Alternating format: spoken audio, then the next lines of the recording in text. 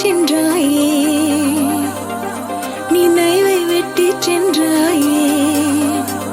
இனியொரு பிறவி உன்னோடு வாழ்ந்திடவா, அதுவரை என்னை காற்றோடு சேர்த்திடவா.